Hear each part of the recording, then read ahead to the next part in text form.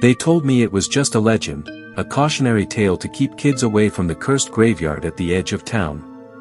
Don't go near Jonathan Crain's tomb, they warned. But I didn't believe in ghosts. Not until I found myself inside a coffin, deep underground, with something, or someone, breathing next to me. It started with a dare.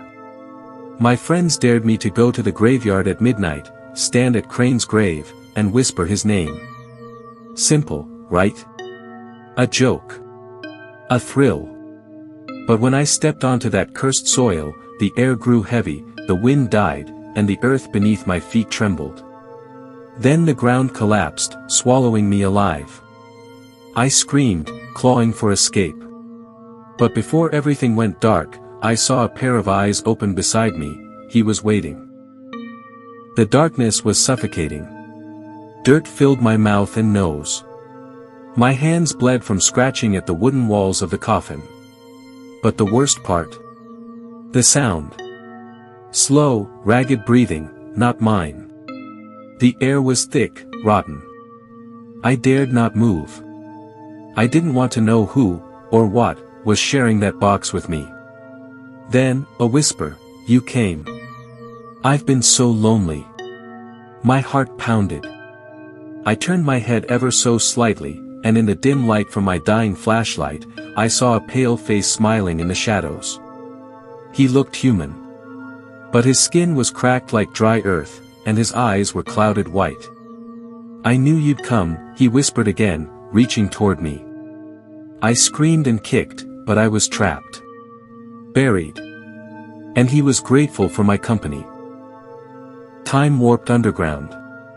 Minutes felt like hours. My flashlight died, plunging us into total blackness. He began telling stories, his stories. How he murdered his family, not out of hate, but because they had betrayed him. How the town buried him alive as punishment. How every night he waits for someone new to fall into his grave. "You're lucky," he said softly. "I like you."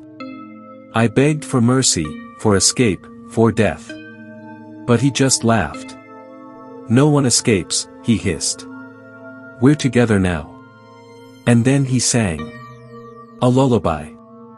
Off-key. Haunting. I pressed my hands over my ears, but I could still hear it in my head. I could feel it in my bones. The song of the buried. Hours passed. Maybe days. I started hallucinating. My body ached. My lungs burned. I lost track of when I last blinked, or cried, or screamed. He wouldn't stop talking. About death. About betrayal. About how I reminded him of his sister, the only one he didn't kill. "But she left me," he whispered. "Like everyone else. You won't leave me, will you?" I stayed silent, paralyzed with fear. "Answer me," he roared, slamming his fist against the wooden lid. The entire coffin shook. Dust and splinters rained down. I thought it would collapse. I wished it would. Anything was better than being with him. Alive. Forever. Suddenly, I heard something new, digging. Muffled voices. Flashlights. My friends had returned. Maybe they'd felt guilty. Maybe they'd heard my scream.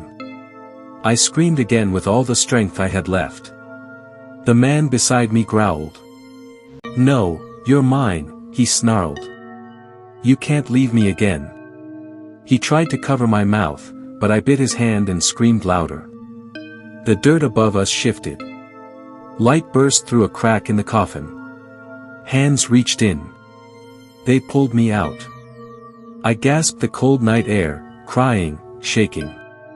As I looked down, I saw him, Jonathan Crain, clawing at the dirt, screaming my name. But the earth swallowed him back, sealing him in. Again. The police didn't believe me. They said it was shock. Hallucination from lack of oxygen. They found the broken coffin, yes, but it was empty. No body. No evidence. Just dirt and splinters and claw marks that didn't match mine. My friends wouldn't talk. They were too shaken. Or maybe scared. I tried to convince myself it was over.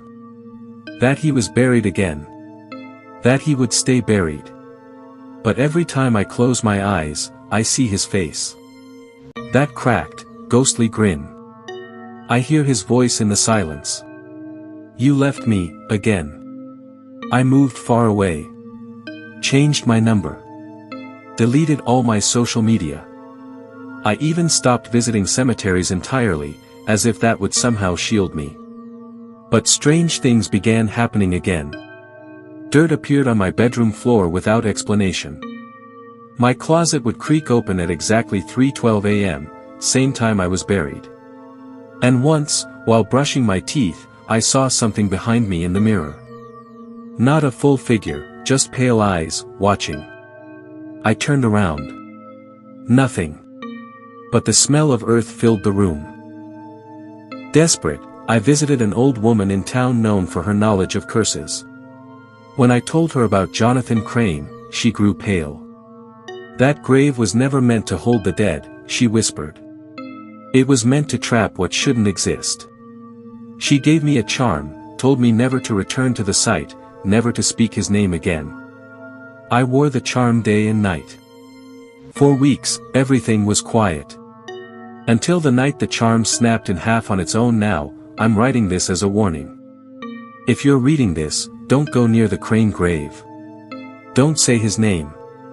Don't test the legend. He's still there.